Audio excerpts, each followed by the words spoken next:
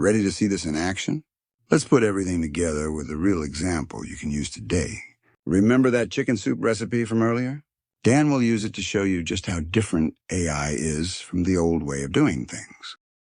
So we've said a whole bunch of stuff here, but what does this have to do with chicken soup?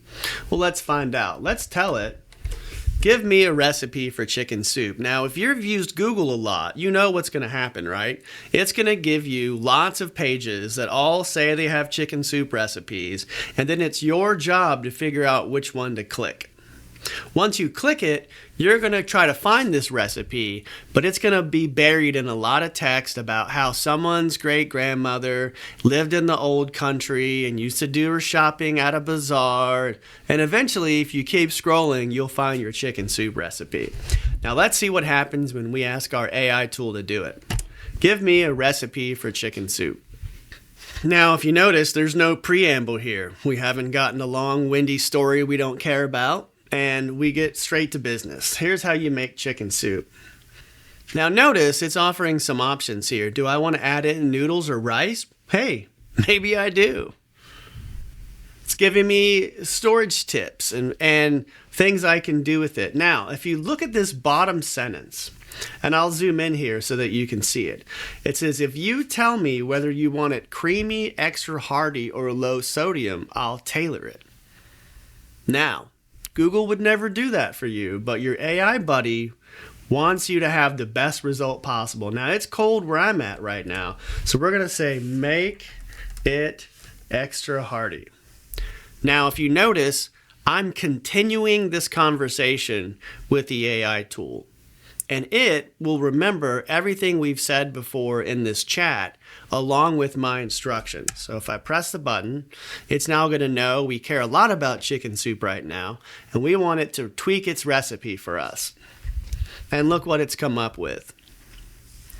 No more searching and researching and clicking pages and reading about the old country. Rather, I get a heartier chicken soup because that's what I asked for. Finally, the robots are listening to us.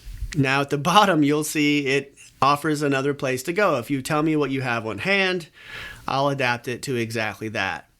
I don't know about you, but I've spent plenty of time just staring in the pantry trying to figure out what I could make. So finally, something is trying to adapt our pantry to us. That's a win.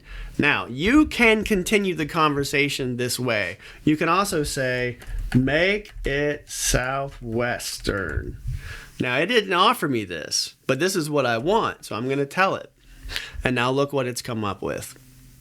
Remember, we talked about chicken soup. We said make it extra hearty. Then I said make it Southwestern, and it's adapted this recipe. There's chili powder, cumin, jalapenos in there. So I think you can see there's some differences in this technology versus how we would usually get a chicken soup recipe. This is clearer, it's more direct, you can control it, tweak it, and filter it, and it tries its very best to understand what you meant, not just what you said. A quick note on the how in the WWH framework, how we want this. So if I say, make this a printable PDF and downloadable. This is something you get a lot on recipe sites, a way to kind of save the recipe. So now it's going to take this recipe, put it into something that I can click on and download, and I'll be able to open it up whenever I like or save it wherever I like, and then have my recipe. And now you can see we have our printable PDF chicken soup recipe. At the bottom it says here, for a thicker stew-like soup, use 8 cups of broth. For a lighter soup, use 10 cups. That's an interesting little tip and a nice one to have. But let's imagine for a minute that this did not go as perfectly as we wanted. Now, once again, if you use a Google recipe, you're kind of on your own, but we can talk back to this AI and ask it questions. I'm going to say the soup is watery. How to fix? Now, one should ask, are we really going to take culinary advice from an AI robot? Yeah, why not? What else are we going to do? A watery soup is easy to fix. Well, that's what you say. Here are the best options from fastest to most authentic, plus how to avoid it next time. Not too bad there. Number 1, simmer it uncovered. Okay, that could be good. 2, add a thickener. Cornstarch slurry, flour slurry, tortilla thickener. That's interesting. You can crush tortilla chips. Didn't know that. That's authentic, isn't it? Nothing like some crushed tortilla chips. Hearty fixes. You can mash out some of the solids like the beans or sweet potatoes. You could blend a chunk of this, add more body.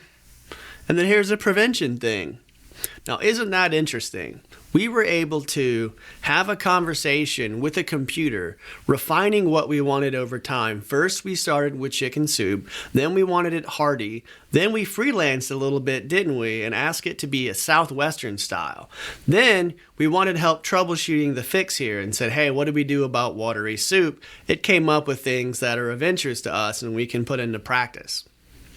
It doesn't have to be about chicken soup. You could ask it, why does my faucet leak? You could ask it, my car makes a funny noise when I turn it off.